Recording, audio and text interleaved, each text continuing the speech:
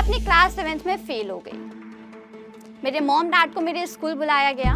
ये बहुत ही डम्ब लड़की है, ये मेरे इंग्लिश मीडियम स्कूल के रेपो को खराब करती है। फाइनली हुआ मेरा जेईई का एग्जाम।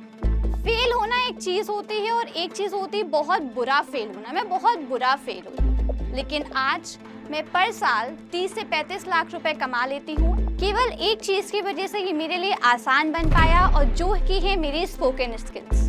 यहीं पर रोक कर मैं आपको अब 2 टिप्स और ट्रिक्स बताना चाहूंगी, जिससे आप इंग्लिश को बहुत अच्छे से समझ सकते हैं। हेलो एवरीवन, मेरा नाम शांभवी गुप्ता है और फिलहाल मैं 20 इयर्स की हूँ। मैं कानपुर उत्तर प्रदेश के रहने वाली हूँ और अपने सेकेंड ईयर में हूँ बीटेक के कंप्यूटर साइंस एंड इंजीनियरिंग के। फिलहाल लोग मुझे one of the youngest data science educators के नाम से जानते हैं। अब 20 इयर्स की एज में ये टाइटल पाना मेरे लिए बहुत आसान नहीं था, लेकिन केवल एक चीज़ की वजह से ये मेरे लिए आसान बन पाया, और जो की है मेरी स्पोकन स्किल्स। तो आज मैं आपको यहाँ पे अपनी जर्नी के साथ अपनी स्पोकन स्किल्स के बारे में बताने वाली हूँ, जिससे कि मैं 173 प्लस कंट्रीज़ में अपने कोर्सेज को सेल करती हूँ। लोग मुझे वहाँ पे जानते हैं और मेरी नॉलेज को बहुत अच्छे से गेन कर पाते हैं।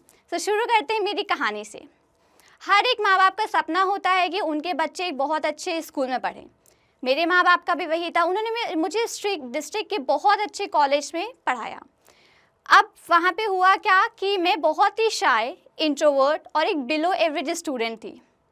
मैं अपनी क्लास 7th में फेल हो गई। मेरे मॉम डैड को मेरे स्कूल बुलाया गया और वहाँ पे उनसे कहा गया कि आपकी बेटी को अपने स्कूल से लेके जाइए। ये बहुत ही डम्ब लड़की है, ये मेरे इंग्लिश मीडियम स्कूल के रेपो को ख़राब करती है। बुरा लगा, लेकिन फ़िलहाल मेरा स्कूल चेंज हो गया था। मेरे मॉम डैड ने दूसरे स्कूल में डाला, लेकिन वहाँ पे सिर्फ मेरी क्लास के स्टैंडर्ड्स बढ़ते जा रहे थे। ना तो मेरे मार्क्स, ना तो मेरे इंट्रोवर्ट जो मेरा नेचर था वो फिनिश हो रहा था। जैसे तैसे 10th पास किया मैंने। डैड ने कहा कि जेईई की प्रिपरेशंस कर लो। मैंने कहा चलो कर लेते हैं। सो मैंने जेईई की प्रिपरेशंस में अपना टाइम इन्वेस्ट करने लगी। 2 साल जेईई की प्रिपरेशंस करी। फाइनली हुआ मेरा जेईई का एग्ज़ाम। एज एक्सपेक्टेड मैं फेल हो गई। फेल होना एक चीज़ होती है और एक चीज़ होती है बहुत बुरा फेल होना। मैं बहुत बुरा फेल हुई। 8 लाख बच्चों ने पेपर दिया और 7.5 लाख मेरी रैंक आई थी। उसके साथ 20 प्लस एग्ज़ाम्स और दिए, सब में फेल हो गई। उस समय तो अपने लक को दोषी ठहरा के आगे बढ़ गई। वापस से सारी प्रिपरेशंस करी 1 साल का लीव लेके और सारे एग्ज़ाम्स दिए, लेकिन रिज़ल्ट सेम था। मैं सब में वापस फेल हो गई। 1.5 साल के अंदर 50 प्लस एग्ज़ाम से फेल हुई हूँ मैं।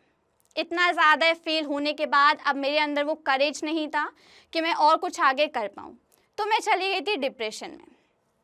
अब वहाँ पे मैं ना लोगों से बात करती थी, ना कुछ बोलती थी, केवल एक किनारे चुपचाप बैठी रहती थी। मुझे बुरा सबसे ज़्यादा तब लगता था जब मेरे मॉम डैड को मेरे घर के रिश्तेदार या अगल बगल वाले आकर पूछते थे और क्या हुआ, अब की बार भी सिलेक्शन नहीं हुआ। वो मुझे सबसे ज़्यादा पेनफुल था मेरे लिए। तो वहाँ पे मेरे लिए ऐसा था कि अब मुझे कुछ भी करना है, मुझे सक्सेस होना है अपनी लाइफ में। फेलियर्स का जो चैप्टर था उसको बंद करके मुझे स्टार्ट करने हैं अपने सक्सेस का चैप्टर। सक्सेस के लिए मैंने ढूंढा तो मुझे एक चीज़ ये समझ में आई कि इंग्लिश आना बहुत ज़रूरी है। अच्छी इंग्लिश कम्युनिकेशन के स्किल्स की वजह से आप एक बहुत अच्छी हाइट पे पहुंच सकते हो। तो मैंने स्टार्ट किया अपने इंटरेस्ट को फाइंड करना। सबसे पहले मुझे धीमे धीमे एक डेटा साइंस का कोर्स मिला, जिसमें मुझे लगा कि ओके, तो अब मुझे डेटा साइंस में इंटरेस्ट है। पढ़ना शुरू किया। अब वहाँ पे एक बहुत अच्छी चीज़ थी मेरे साथ, जो कि डेटा साइंस के इस कोर्स में मैंने क्यों उसको प्रेफर किया, क्योंकि अब ये जो डेटा साइंस का कोर्स था ये हिंदी में था। उसमें इंग्लिश सबटाइटल्स प्रेजेंट थे। तो मैं करती क्या थी, एक वीडियो को 3 बार देखती थी। पहली बार हिंदी में उसके कॉन्सेप्ट समझना। भले ही मैं इंग्लिश मीडियम स्कूल से थी, लेकिन मेरी ना तो कोई इंग्लिश बहुत अच्छी थी और ना ही मेरे कोई कम्युनिकेशंस अच्छे थे। तो पहली बार हिंदी में कॉन्सेप्ट समझना। दूसरी बार मैं उसको सबटाइटल्स को इंग्लिश में पढ़ती थी कि हिंदी के जो वर्ड्स हैं उसको इंग्लिश में कैसे ट्रांसलेट करते हैं, कैसे बोलते हैं। और तीसरी बार उसके इंग्लिश में नोट्स बनाती थी। तो एक टाइम पे मेरे 2 काम हो रहे थे। पहला, मैं अपनी डेटा साइंस की स्किल्स को सीख रही थी, और दूसरा, मेरी इंग्लिश भी अच्छी हो रही थी। अब केवल सीखना ही इनफ नहीं है, मुझे बोलने के लिए कोई प्लेटफॉर्म चाहिए था, कोई जगह चाहिए थी जहाँ पे मैं अच्छे से बोल पाती हूँ उसको। सो मैंने किया क्या, मुझे लगा कि एक्चुअली मेरी एक कमी थी उस टाइम पे, अब नहीं है, ओवरकम हो गई है। कमी थी कि मैं कोई भी काम को बहुत कॉन्टिन्यूस नहीं करती हूँ। तो मुझे लगा कि मुझे ऐसा कुछ करना चाहिए जिस पे मेरे ऊपर हमेशा एक प्रेशर रहे कि नहीं, तुम्हें ये काम करना ही है। तो मैंने स्टार्ट किया अपना यूट्यूब चैनल। सो 4 अक्टूबर 2020 को मैंने अपना यूट्यूब चैनल स्टार्ट किया फन विद डेटा साइंस के नाम से। अब वो चैनल था मेरा डेटा साइंस से रिलेटेड। उसमें मैं करती क्या थी, सबसे पहले उसमें डेटा साइंस की स्किल्स जो मैंने सीखी थी उनके वीडियोस को क्रिएट करती थी। वीडियोस में क्रिएट करती थी इंग्लिश में। अब इंग्लिश में कैसे करती थी, यहीं पर रोक कर मैं आपको अब 2 टिप्स और ट्रिक्स बताना चाहूँगी जिससे आप इंग्लिश को बहुत अच्छे से समझ सकते हैं। पहला, जब मुझे इंग्लिश में अपना कॉन्फिडेंस नहीं आता था कि मैं इंग्लिश सही में बोल सकती हूँ, या मुझे डर लगता था लोगों के सामने बोलने का कि मैं कैसे बोल पाऊँगी, तो मैं करती क्या थी, अपने मन में ही इंग्लिश के वर्ड्स को रिपीट करना चालू करती थी।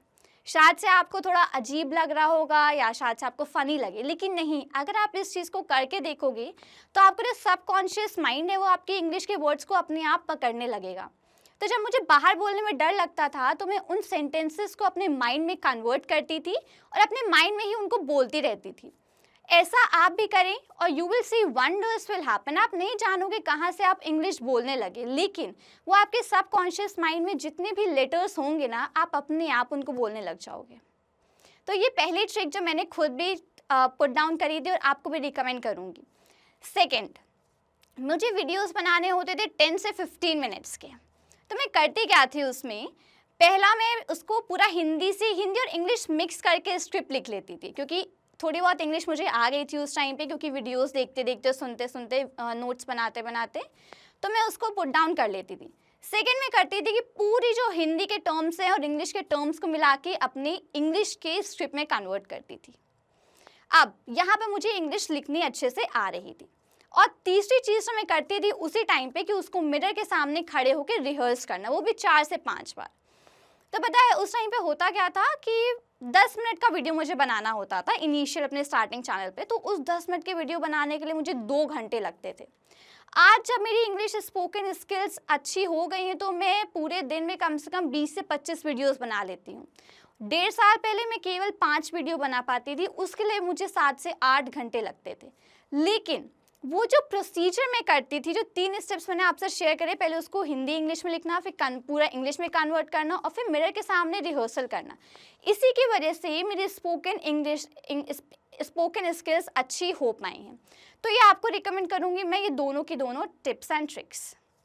चैनल स्टार्ट हुआ, आगे चलता चला गया मेरा चैनल और काफ़ी ज़्यादा मुझे उससे ऑफर्स वगैरह आने लगे। तो जब मैं इनिशियल लेवल पे थी अपनी इंग्लिश के, अपने डेटा साइंस के, तब मुझे 100 रुपीज़ मिलते थे 1 घंटे की वर्कशॉप्स या वेबिनार्स के।